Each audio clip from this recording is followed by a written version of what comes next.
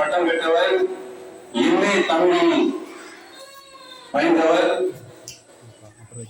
அங்கிருந்து நமது கோயிலுடைய சிறப்பை கண்டறிந்து நமது ஊரினுடைய சிறப்பை அறிந்து பெரிய புராணத்தில் காஞ்சிபுரம் என்ற தலைப்பில் உரையாற்ற வந்துள்ளார். அண்ணாவை வரவேற்கும் பொருட்டு ஊரின் தலைவர் சார்பாகவும் பொதுமக்கள் சார்பாகவும் திரு சஞ்சீவ நாயக்கர் அவர்களை கருணை போட்டுமணி உங்களோடு கேட்கும்.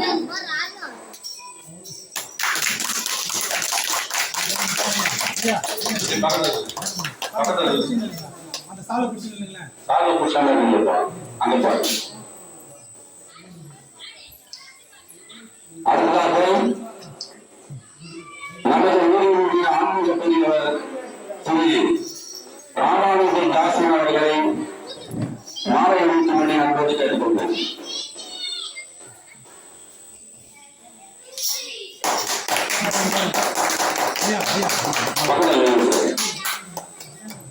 இந்த சிறிய வயதில் ஆன்மீக துறையில் பல நிலைகளில் அவரது யூடியூப்ல பார்த்திருக்கேன். அவ்வளவு கருத்துக்களை சொல்கிறார்.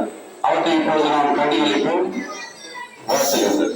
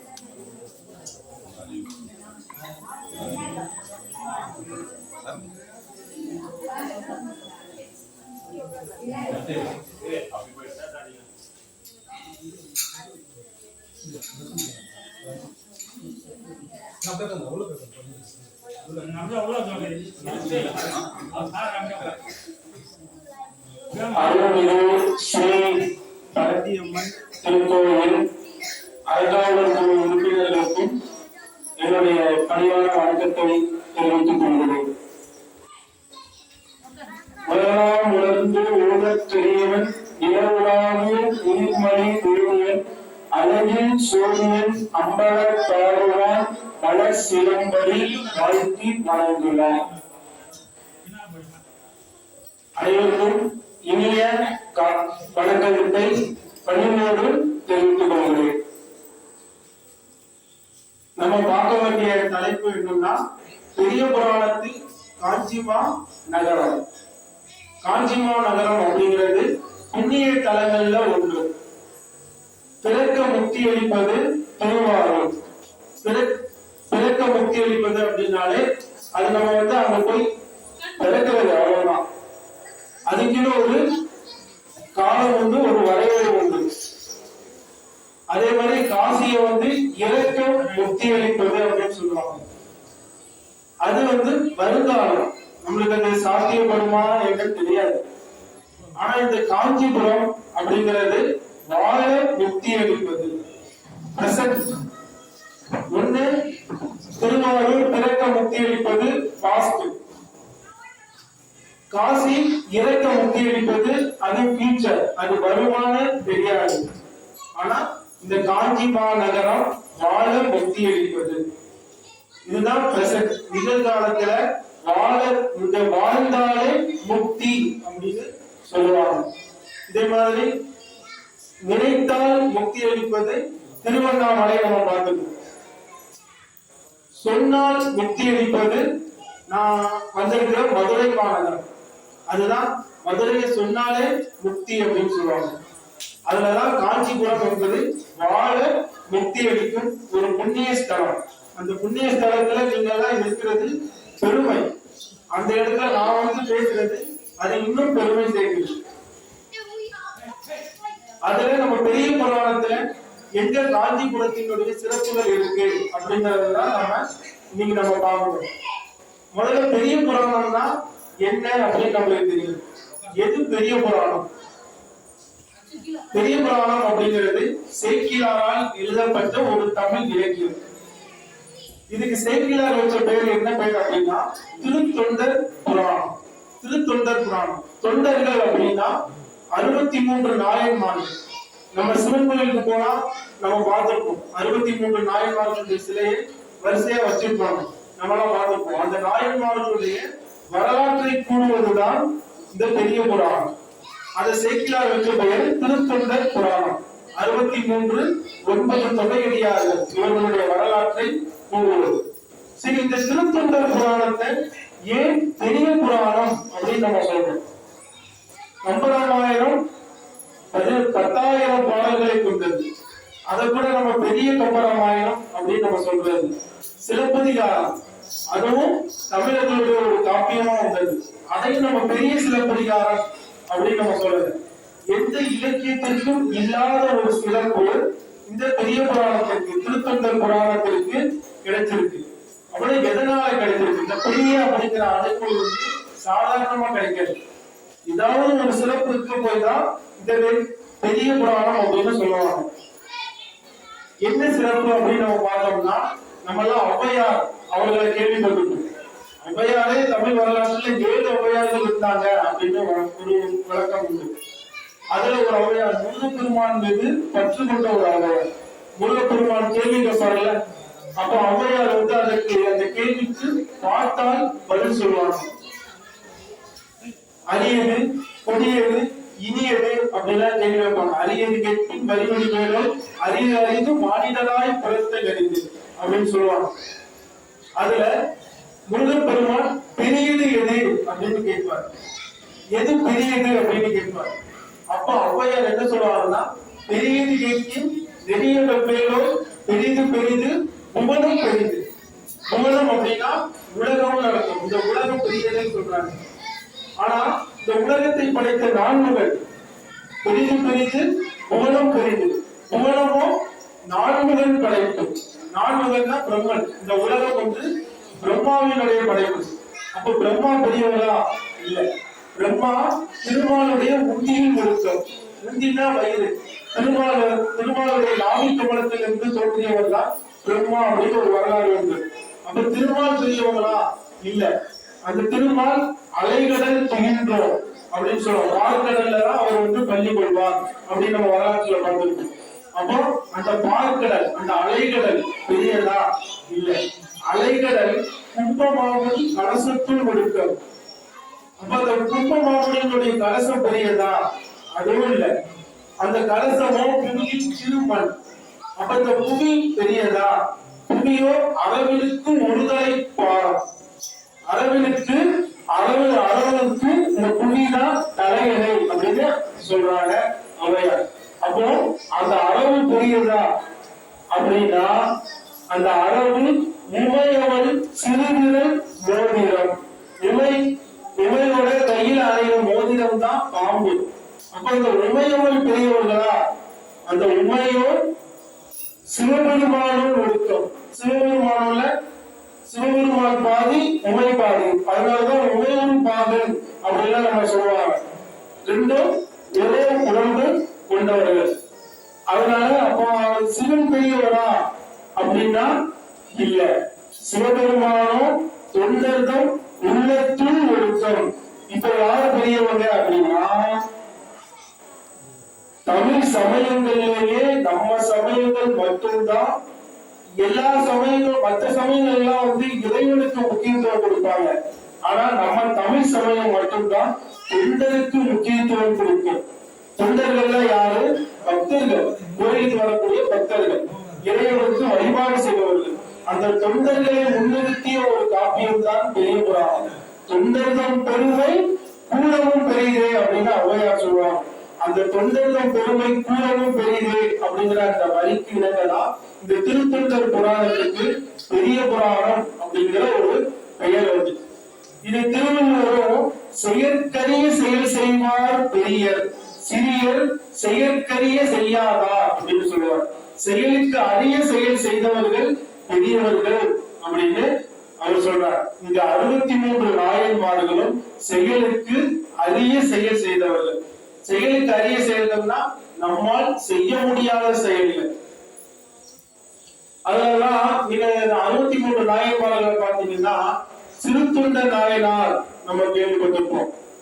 தன்னுடைய மகனையே சிறுபெருமானுக்காக அறுத்து விருந்து படைத்தவர், பிள்ளை கரியமுது ஆக்கியவர் அப்படின்னு சொல்லுவோம். நம்மளால செய்ய முடியுமா?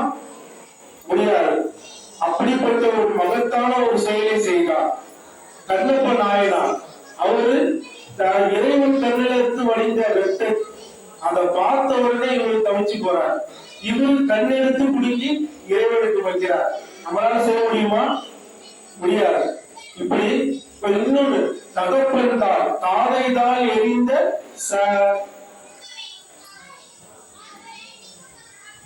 சண்டேச நாயனார். சண்டேச நாயனார் யாருன்னா தகப்பனாருடைய தாளையே அறுத்தவர்.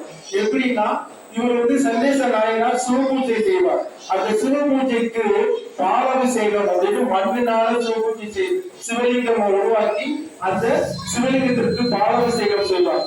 அப்படி செய்கின்ற பொழுது தகப்பனார் பார்த்து இவர் பாலை வீணடிக்கிறார் என்று நினைத்து அந்த சிவபூஜையை தடுப்பார். அப்படி பால் வீணடிக்கிறார் அப்படின்னு நினைத்துதான் இவர் தடுப்பார். அதற்காக இவர் சிவபூஜையை தடுப்பதாக நினைத்து சண்டேச நாயனார் என்ன பண்ணுவாருன்னா தகப்பனாருடைய தாளையே மறுவினால் எறிவார். அவர் என்ன பண்ணுவாருன்னா ஒண்ணும் பண்ண மாட்டார். அருகில் இருந்த புல்லை எடுத்து தகப்பனாருடைய தாளை நோக்கி எறிவார். அந்த புல் வலுவாயுதமாக மாறும். அந்த புல்லுக்கு அவ்வளவு பெரிய மகத்துவம் கொடுக்குமா அப்படின்னா இருக்கும்.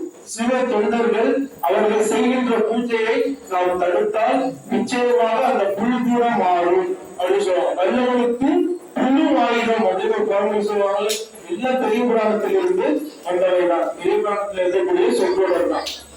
அப்படி எப்படி நம்ம சிவ பூஜையை நம்ம எவ்வளவு ஒழுக்கத்தோட செய்வோமோ அந்த செய்வதற்கான பயன் நிச்சயமாக கிடைக்கும். அந்த புல்லும் ஆயுதமாக மாறும் என்பதுதான் சண்டேச நாயனார் வரலாறுடைய நோக்கம். இப்படி 63 நாயன்மார்கள் தங்களால் செய்ய முடியாத செயல்களை நம்மால் செய்ய முடியாத செயல்களை செய்தவர்கள். அப்படிப்பட்ட ஒரு பெரிய பெருமை வாய்ந்ததுதான் இந்த திருத்தொண்டர் புராணம், இந்த பெரிய புராணம். அதுல நம்ம பார்க்கக்கூடியதுதான் காஞ்சி மாநகரத்தினுடைய சிறப்பை நம்ம பார்க்கணும். இந்த பெரிய புராணம் அது காஞ்சி மாநகரத்தினுடைய சிறப்பை பார்க்கறதுக்கு முன்னால இந்த பெரிய புராணத்துல நிறைய திறன்கள் இருக்குது. அதெல்லாம் நம்ம பார்க்கணும். எப்படி ஒரு கோயில்ல வழிபாடு செய்யணும் அப்படிங்கறத இந்த பெரிய புராணம் பேசுது. 5 பேரறிவும் கண்களே போல. இந்த 5 புலன்கள்ல கண்ணுதான் முதன்மை வாய்ந்தது. அதனாலதான் இவர் சொல்லுவாரு திருவள்ளுவர், ஒருமைக்கும் தான் பெற்ற கல்வி எளிமையும் ஏமா படைத்து. ஒருவன் கல்வி பெற்றான் அப்படின்னா அது 7 பிறவியிலும் தொடர்ந்து வரும். அதுதான் திருவள்ளுவர் சொல்ற வாக்கு. அதுல 5 புலன்கள்ல கண்ணுதான் முதன்மை வாய்ந்த ஒரு உறுப்பாக இருக்கும். அந்த 5 பேரறிவும் கண்களே கூட. இப்ப நீங்க கோயிலுக்கு போனீங்க அப்படின்னா நம்ம டைரக்டா நம்ம போய் இறைவனை பார்ப்போம். இறைவனை பார்க்கும்போது அந்த நேரத்துல நம்ம வீட்டை பத்தி சிந்தனை பண்ணுவோம். அங்க எங்க பிரசாதம் இருக்குன்னு அதை பார்ப்போம். இங்க இப்படி எதையெல்லாம் நம்ம போக்கஸ் பண்ண கூடாது, அதையெல்லாம் நம்ம பார்ப்போம். அதெல்லாம் நம்மளுக்கு பக்திக்கு இடையூறு தரக்கூடியது. அப்ப என்ன பண்ணணும்? கண்ணை எங்க நம்ம ஒருமைப்படுத்துறோமோ அங்கதான் நம்ம செவியும் இருக்கணும், அங்கதான் நம்ம வாயும் இருக்கணும், அங்கதான் நம்ம காது, அங்கதான் 5 புலன்களும் கண்ணை தொடர்ந்து இருக்கணும். நம்ம இறைவனை பார்க்கிறோம்னா எல்லா சிந்தையும் நம்மளுக்கு இறைவன் கிட்டதான் இருக்கணும். அங்கொரு கண்ணும் இங்கொரு கண்ணும் ஆலய வழிபாடு இல்லை அப்படின்னு கண்ணதாசன் சொல்றாரு இல்லையா? தெய்வம் இருப்பது எங்கே, அது இங்கே அப்படின்னு சொல்லக்கூடிய அந்த பாடல்ல அங்கொரு கண்ணும் இங்கொரு கண்ணும். இறைவனை பார்க்கும்போது அங்க ஒரு கண்ணு அந்த பக்கமா இந்த பக்கமா நம்ம பார்க்கக்கூடாது, இறைவனை தான் நம்ம பார்க்கணும். அதுதான் 5 பேரறிவும் கண்களை கொள்ள. அளப்பெரும் கரணங்கள் 4 சிந்தையை ஆள. கரணங்கள் அப்படின்னா மன, புத்தி, சித்தம், அலங்காரம் அப்படின்னு நம்ம சொல்லுவோம். ஒரு விஷயத்தை நம்ம உடனே போய் பற்றுவது மனம், அதை நம்ம ஆராய்வது புத்தி, உடனே அதை செயல்படுத்துவது அலங்காரம். அந்த 3ஐயும் இது சரியானதையா அப்படின்னு சிந்திப்பதுதான் சிந்தை. இந்த கோயிலுக்குள்ள வந்தோடனே நமக்கு நம்மளுடைய சிந்தை எல்லாமே இறைவன் தான் நம்ம நினைக்கணும். அப்பனாதான் அது வழிபடக்கூடிய முறை. வளர்த்தவன் தரணங்கள் 4 சிந்தையே ஆக. குணங்கள் 3 திரும்பி சாட்சி சாத்வீகமே ஆக. தாமசம், ராட்சசம், சாத்வீகம் அப்படின்னு 3 குணங்கள் சொல்லுவாங்க. அதுல சாத்வீகம் என்பதுதான் இறைவனுடைய வழிபடக்கூடிய முறை. இறைவனை எப்படி வழிபடணும்னா சாத்வீகத்தோட இறைவனை வழிபடணும். அந்த 3 குணங்கள்ல சாத்வீகம் தான் மிகுந்து நிற்கிறோம். இதுதான் இறைவனை வழிபடக்கூடிய முறை. 5 பேரையும் பெண்களை கூட வளர்த்தரும் காரணங்கள் 4 சிந்தையாக குணங்கள் 3 திரும்பி சாத்வீகமே ஆக. இந்துவால் சடையானோடு, இந்து அப்படின்னா நிலவு அப்படின்னு அர்த்தம். அந்த நிலவை சூடியவர் தான் சிவபெருமான்.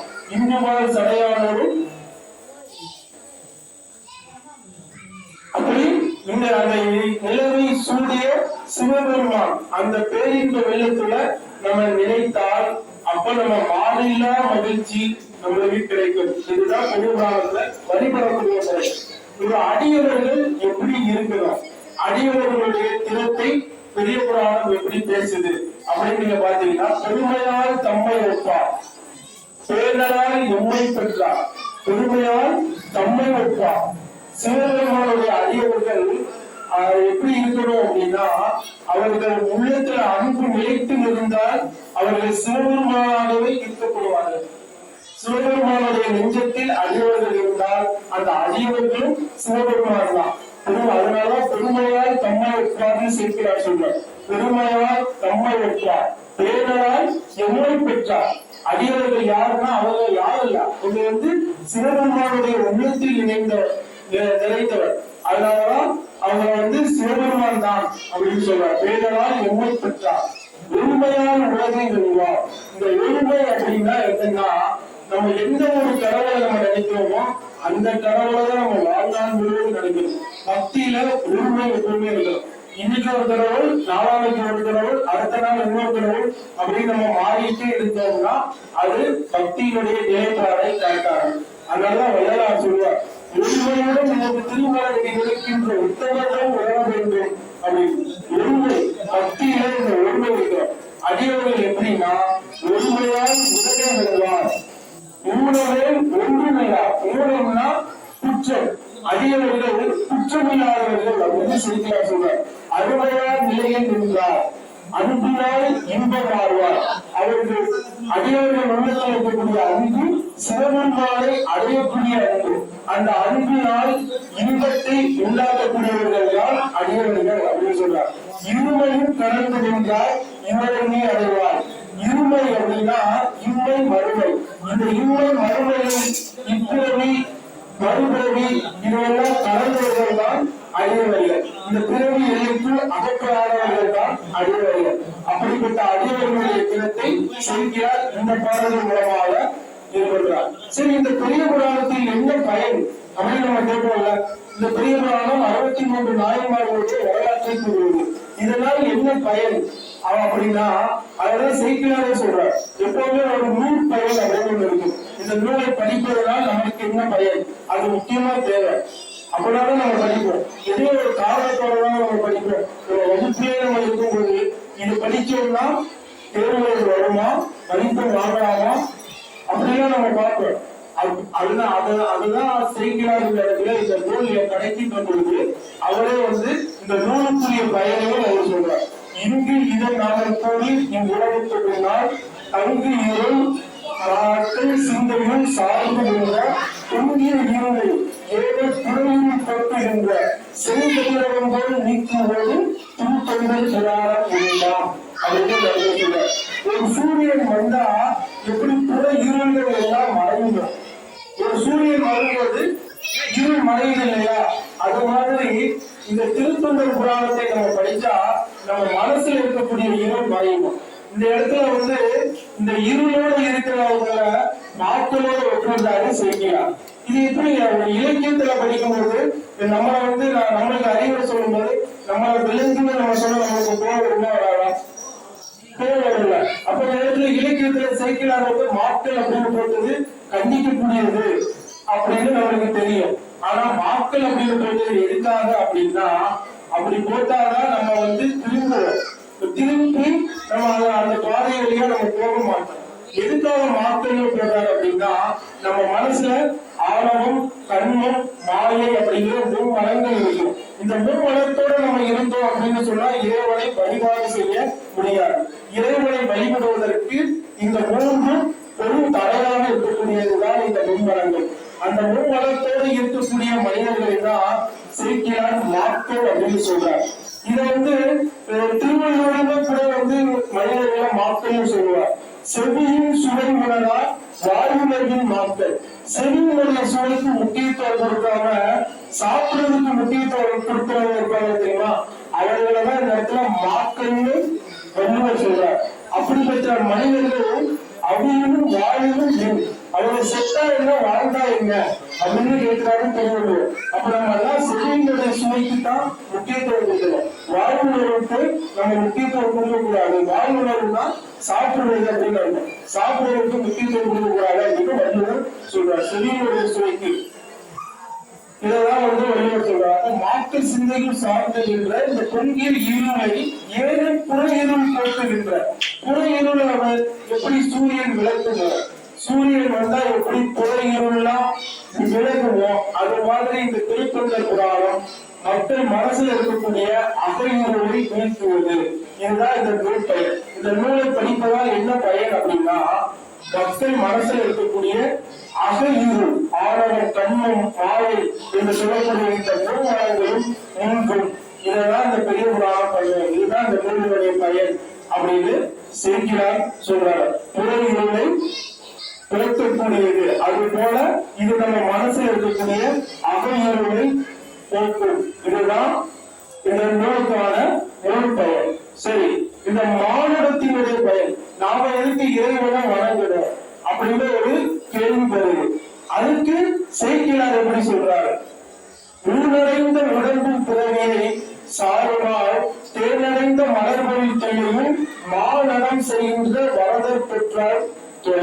இந்த ஊனடைந்த உடம்பின் பிறவி, நம்ம ஏன் இந்த உடம்பாக இந்த உலகத்துல பிறவி எடுத்திருக்கோம்னா இறைவனை வணங்குவதற்காக தான் நம்ம பிறவி எடுத்திருக்கோம். இதெல்லாம் திருவள்ளுவர் சொல்வார். கற்றதனால் ஆழ பயனுக்கும் வாழவும் நன்றாய் தொழார்கள். படிப்பதனுடைய பயனே இறைவனை அறிவதுதான். இறைவனை அறியாத படிப்பு என்பது நமக்கு இறைவனை உணரா வழிவகுக்காது. அப்படி இதை படிப்பதனுடைய பயனே இறைவனை உணர்வதுதான். அப்போ இந்த நம்ம மானுட பிறவி எடுத்திருப்பது இறைவனை வழங்குவதற்காகத்தான் நம்ம மானுட பிறவி எடுத்திருக்கிறோம் அப்படின்னு சேக்கிழார் சொல்றார். சரி, இந்த இறைவனுடைய தன்மை, இறை தன்மை இது எப்படி இருக்கும், இது எப்படி சேக்கிழார் சொல்றார் அப்படின்னா, இதெல்லாம் முதல் பாடலே சொல்வார். உலகலாம் உணர்ந்து ஓதல் தெரியவன் நிலம் உலாவிய நீர்மணி வேண்டிய அழகின் சோழியன் அம்பலத்தாடுவான் மலர்ச்சிலம்படி வாழ்த்தி வளர்ந்துவான். உலகெல்லாம் உணர்ந்து ஓதல் தெரியவன். இந்த உலகத்தையே நம்ம உணர்ந்தாலும் இறைவனை உணர முடியாது. அப்ப இறைவனுடைய தன்மை ஒன்றுமில்லாத தன்மை, அது அருவ நிலை. இறைவனை நம்மளால் பார்க்கவும் முடியாது, உணரவும் முடியாது. அதை சொல்ற. சரி, இறைவனை உணர முடியாதுன்னு சொல்லிட்டீங்க, எதுக்கு நம்ம இறைவனை வழிபடணும் அப்படிங்கிற கேள்வி வரும் இல்லையா? அப்ப அதுக்காகத்தான் நம்ம உருவ வழிபாடு. இந்த சிறு வயதிலிருந்தே நம்ம மனதில பக்குவப்படுத்துவதற்காக தான் இந்த உருவ வழிபாடு அப்படிங்கிற ஒன்றை வைத்திருக்கிறாங்க. நிலை உலாவிய நீர்மணி வேணும். அந்த சிவபெருமான் யாரு அப்படின்னா, அவர் நிலவை சூடி இருப்பார், சங்கரை சடையில் அணிந்திருப்பார் அப்படின்னு சொல்றாங்க. இதெல்லாம் உருவ வழிபாடு. இது எதுக்காக அப்படின்னா, இறைவனா நம்ம அப்பனாதான் வணங்குவோம். உருவமே இல்லாதவரு அப்படின்னா இறைவனை நம்ம வணங்க முடியுமா? உள்ளத்துல நம்ம நினைக்க முடியுமா? ஒரு நிலைக்குள்ள கொண்டு வர முடியுமா? முடியாது. அந்த இறைவனை வழங்கணும்னா அதுக்கு உருவம் தேவை. அப்படின்னா இந்த உருவம் தான் இறைவன் அப்படின்னு நம்ம நினைச்சிடக்கூடாது. இறைவன் அருவ நிலை. அவருடைய சொருபம் எப்படி இருக்கும்னா அருவ நிலையில் இருக்கும். அப்படி இருக்கிறவங்க தான் இறைவன் அப்படிங்கிறத நம்ம உணரணும். அதைத்தான் இந்த இடத்துல இறைவனுடைய தன்மையாக உலகளா உணர்ந்து உலகத்திற்கு அறிவதன் அப்படின்னு செஞ்சுறாங்க சொல்றாரு. சரி, நம்ம இதுவரைக்கும் நம்ம மானுடத்தினுடைய பயன் என்னன்னு பார்த்திருக்கிறோம். இந்த பெரிய உலகத்திற்குரிய பயன் அப்படின்னா என்ன நம்ம பார்த்திருந்தோம். பிறகு நம்ம வழிபடக்கூடிய முறை, அடியவர்களுடைய தினம், உண்மையான அடியார் எப்படி இருக்கணும் அதைதான் நமக்கு பார்க்கிறோம். கேடும் ஆக்களும் பெற்று திரும்பினார், பேரும் சொல்பவரும் ஒக்கவே நோக்கிறார். அடியவர்கள்கிட்ட போய் நம்ம என்ன பண்ணணும், ஓட்டு ஓட்டையும் செம்பொன்னையும், ஒரு ஓடு இருக்கும், இன்னொரு பக்கம் செம்பொன், இந்த ரெண்டையுமே அவங்க ஒரே மாதிரி பார்ப்பாங்க. இதுதான் அடிமைகள். அவர்களுக்கு ஓடும் ஒண்ணுதான், செம்பொன்னும் ஒண்ணுதான். ஓடும் செம்பொன்னும் ஒத்தவே நோக்குவார். கூடும் அன்பும் கும்பிடலே என்று அடியவர்கள் ஒருவர் பார்த்தாங்கன்னா எந்தவரும் வணங்கிட்டுதான் திருப்பி புரிவாங்க. கூடும் அன்புமை கும்பிடலே என்று வீடும் வேண்டாம். அடியவர்களுக்கு முக்தி எப்பவுமே அடியவர்கள்னா இறைவனுக்கு முக்தியை வேண்டுபவர்கள் தான் நம்ம பார்த்துருக்கோம். ஆனா இந்த அடியவர்கள் உண்மையான அடியவர்கள் எப்படி இருக்கணும்னா முக்தியை கூட நினைக்க கூடாது, இறைவனுக்காக நம்ம சேவை செய்யணும் அப்படின்னு இருக்கணும். முக்திங்கிறது நம்ம செய்யக்கூடிய சேவைத்தை பார்த்து இறைவனாக கொடுக்கக்கூடிய ஒரு பதவி. அதுக்கு அதை மட்டுமே அடியவர்கள் போக்கஸ் பண்ணக்கூடாது. அப்படி நம்ம அதை மட்டும் அதுக்காக மட்டுமே இருந்தா அவர்கள் உண்மையான அதிகாரிகள் கிடையாது. இறைவனுடைய சேவை தான் அவர்களுக்கு பெரியதாக இருக்கணும். இதுதான் செய்கிறார்கள். ஓடும் செல்வன்னு ஒக்கவே நோக்குவார் என்று அவங்க சமமாக பார்ப்பாங்க. அவர்கிட்ட செல்வம் ஒண்ணுனா ஓடு ஒண்ணுனா. செல்வம்னா உயரிய தரம், செல்வம்னா தங்கம், அதுக்கு ஒரே மதிப்புதான், ஓடும் ஒரே மதிப்புதான். இந்த ரெண்டும் ஒரே மாதிரி பார்க்கிறவர்கள் தான் நாயன்மார்கள், அடியார்கள். ஆனால் ஒரு உண்மையான அடியார்கள் எப்படி இருக்கணும், இந்த இவனுக்கான என்ன பயன், வழிபடக்கூடிய முறை, அடிமையர்களுடைய திறம், இதை எல்லாத்தையுமே இந்த பெரிய புராணத்துல நம்ம பார்க்கலாம். இதுவே நம்ம காஞ்சிபுரத்தினுடைய சிறப்பு, அதை நம்ம போகலாம். அது முன்னால இந்த பெரிய புராணத்துக்கு மூலம் என்னன்னா திருத்தொண்டர் தொகை சுந்தரமூர்த்தி நாயனாரால் எழுதப்பட்டது. அந்த வரலாறு நீங்க பார்த்தீங்கன்னா எப்படி எழுதுறாரு அப்படின்னா, சுந்தரமூர்த்தி நாயனார் பதவி நாச்சியாரை திருமணம் செய்யும் போது திருமணம் செய்தவுடன் இறைவனுக்காக நன்றி சொல்லும்போது திருவாரூருக்கு போவார். அந்த திருவாரூருக்கு போகும்போது அங்க திருவாரூருக்கு நீங்க போனீங்க அப்படின்னா தியாகராசர் கோயில் இருக்கு. அதுல தேவாசிரியர் மண்டபம், அங்கதான் அடியார்கள் எல்லாரும் அந்த தேவாசிரியர் மண்டபத்துலதான் இருப்பாங்க. அந்த அடியார் கூட்டத்துக்கு தலைவர் தான் விரண்மண்ட நாயனார் அப்படின்னு சொல்லி இருப்பார். இப்ப சுந்தரமூர்த்தி நாயனார் திருவாரூர் கோயிலுக்கு போய் சிவபெருமானுக்கு நன்றி சொல்லணும் அப்படின்னு போறார். அப்படி போகும்போது அடியார்கள் வணங்காம போயிட்டார். அடியார்களை வணங்காம போனா திருவாரூர்ல அடியாரை வணங்காம போனா ஆகாது. அதனால விரண்மண்டர் பேரப்படுறார். வந்திருக்கிறது யாரு, அடியாரை வணங்குவது அவருக்கு தெரியாதா அப்படின்னு கேட்கும்போது இவரு யாருன்னா சிவபெருமானுக்கு முக்கிய தோழர், இவருதான் நம்பிதான் தோழர், இவர் சிவபெருமானுக்கு ரொம்ப நெருக்கமானவர்கள். அதனால நீங்க போகிறாங்க அப்படின்னு எல்லாம் விரண்மண்டத்தை சொல்றாங்க. சிவபெருமானுக்கு தோழர்னா அடியாரை வணங்காம போவாரா? இந்த கோயிலுக்குன்னு ஒரு சிறப்பு இருக்கு. என்ன சிறப்புன்னா அடியாரை வணங்கிதான் இந்த கோயிலுக்கு போகணும் அப்படின்னு விரண்மண்டர் ரொம்ப திருவிழாவும் இருப்பார். அப்படி பிடிக்கும் போது சுந்தரமூர்த்தி நாயனார் கோயிலுக்கு சுந்தரமூர்த்தி நாயனார் நீங்க நீங்க அடியாரை வணங்காம போறது ஒவ்வொரு தப்பு அப்படின்னு அவர் சொல்லும் போது சுந்தரமூர்த்தி நாயனார் எல்லாம் மனுக்கணும். எனக்கு ஒண்ணுக்குன்னு தெரியாது, இப்பதான் வார முன்னப்பின்ன தெரிஞ்சிருந்தா வணக்கம் சொல்ல. இப்ப நம்ம வெளியில பார்க்கும்போது ஒருத்தர் முன்னப்பின்ன தெரிஞ்சிருந்தா வணக்கம் சொல்லுவோம், தெரியலன்னா சொல்ல மாட்டோம்.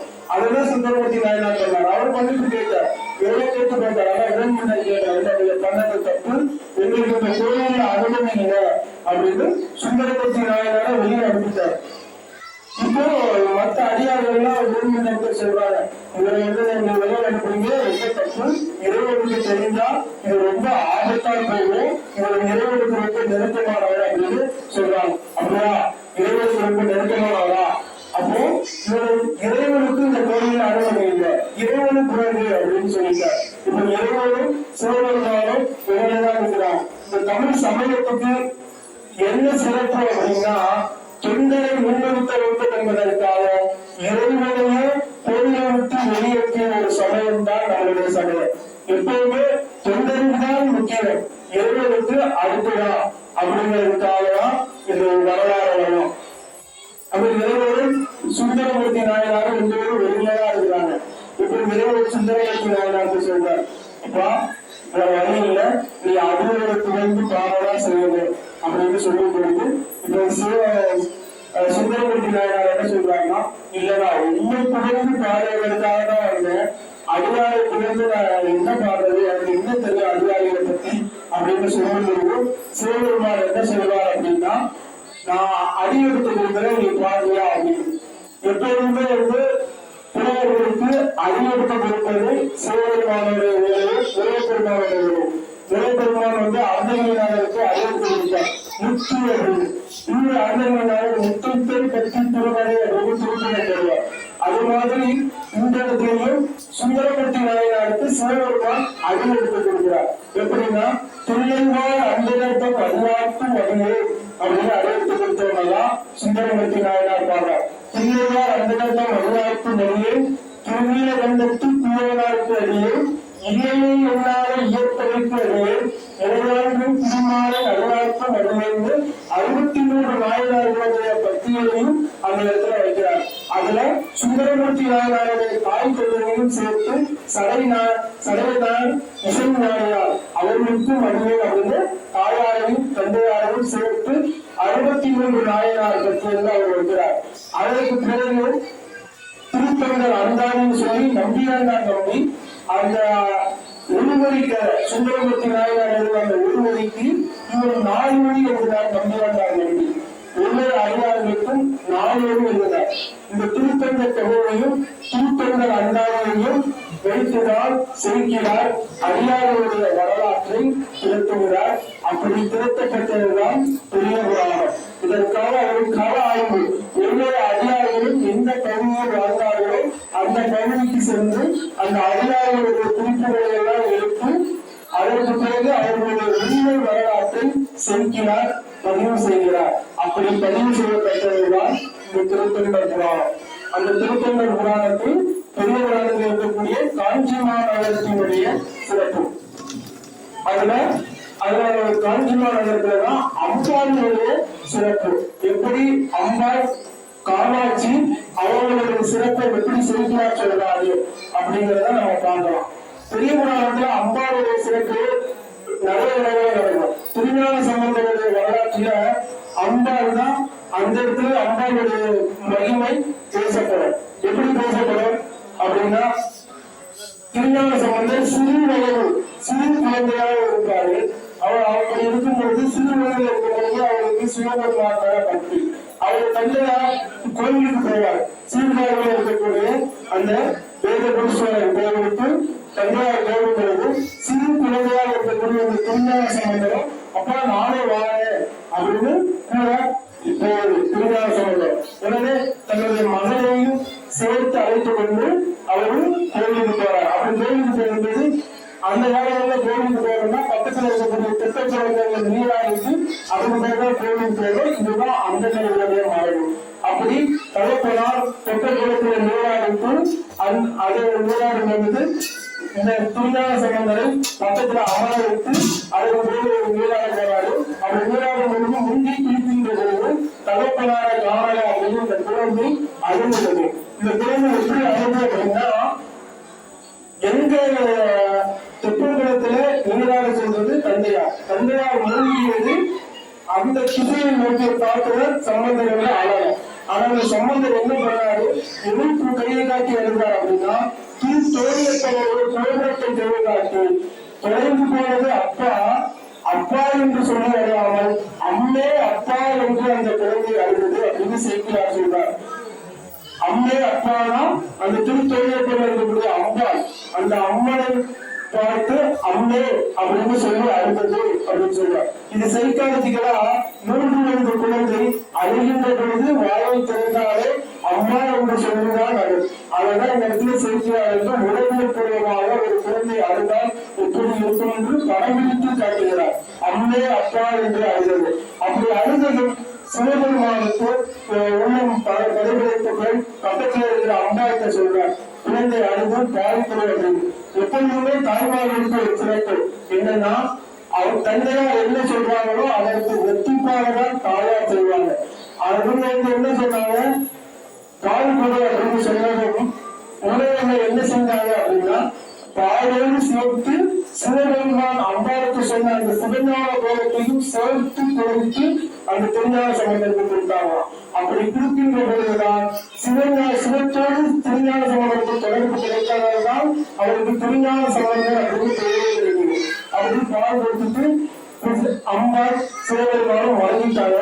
இப்ப நீராக சென்ற தந்தையார் திருப்பி வந்து பார்க்கிறாரு. காலெழுந்து நின்ற இந்த குழந்தையை பார்க்கிறவரான கையில குச்சை வைத்து நிறுத்தி கொடுக்கிறார். தாய் தந்தை உச்சி பாடம் உண்டா அப்படின்னு எப்பொழுதுமே அந்த நேரத்தில் என்ன பண்ணுவாங்கன்னா யார் பத்தி வந்து எதையும் வாங்க மாட்டாங்க. இதுதான் அவருடைய மரபு. அப்படி பார்க்கும்போது இவர் வந்து யாருக்கே காலை சாப்பிட்டாங்க அப்படின்னு தெரிஞ்ச உடனே அவரால் தாங்க முடியல. யார் கொஞ்சம் உச்சி பாறை உண்டா அப்படின்னு கேட்கப்படுறது அந்த குழந்தை சொன்னது, அப்பா தோடு உடைந்த ஒருவர் இருந்திருந்தாரு, இருந்திருந்தாரு, இப்படிலாம் ஒவ்வொரு காட்சா எப்படிலாம் அந்த துணியை பேசியிருந்தாரு அப்படின்னு அந்த குழந்தை சொல்லுது. அப்படி அதிகமாக காடுகளால் திருஞான சம்பந்தர் திருமலைய செவியில் விடை ஏறிய தூவன் மதிசூடி காடுடைய சுடர்ப்பொடி பூசியும் வெள்ளம் தவறுகளுடன் ஏற்புடைய மலரால் துணையால் தொடங்கி யோசித்து அருள் செய்த தீர்வுடைய பிரம்மாபுரம் ஏவிய பெண்ணால் இவனன்றே அப்படின்னு அந்த தேவாலயத்தை முடிக்கிறார். அப்ப வந்தது யாருன்னு தந்தையாக தெரிஞ்சு இதுல ஒரு எல்லா குழந்தையும் அதுதான் இந்த மாதிரி நம்ம அம்மா வந்து தவறு கொடுத்தாங்களா திருஞான சம்பந்தத்தை மட்டும் பெற்றிருக்கிறாங்களே அப்படின்னு நம்மளுக்கெல்லாம் ஒரு சந்தேகம் வரும். அதான் திருஞான சம்பந்தம் இந்த இடத்துல சொல்றாரு, ஏழுடைய மலரால் முறையால் பணிந்து எடுத்து அருள் செய்த சம்பந்தர் வந்து இந்த பிறவியில மட்டும் சிவபெருமான நடைபெறல, சோழ பிறவிலேயே சிவபெருமான நடைபெற்று அவர் அப்பன் ஓப்பன் பண்ணியிருந்தார். இப்ப நம்ம வந்து வங்கிக்கு போறோம், முதல்ல நம்ம அப்பன் ஓப்பன் பண்ணாதான் தேசிய பணம் கொடுப்பார். அப்பன் ஓப்பன் பண்ணாம தேசிய பணம் கொடுப்பாரா? கிடையாது. அப்ப திருஞான சம்பந்தர் முதல்ல அப்பன் ஓப்பன் பண்ணியிருந்தாரு, அதனால அம்பாள் பால் கொடுத்தாங்க. நம்மளுக்கெல்லாம் பால் கொடுக்கணும்னா நம்மளும் அப்பன் ஓப்பன் பண்ணணும். அதுக்கு என்ன பண்ணணும்? சிவபெருமானுக்கு ஆராதனை பக்குவப்படணும். இன்னும் நம்ம வந்து வழிபட வேண்டியது நிறைவாக இருக்குது. அதுதான் வந்து இந்த இடத்துல சம்பந்தர் சொல்றாரு, ஏதோ மலரால் முறைநாள் கடல் வைத்து அருள் செய்த அப்படின்னு அவர் சொல்றார். இதுலதான் அம்பாளுடைய பெருமை பேசப்படுது.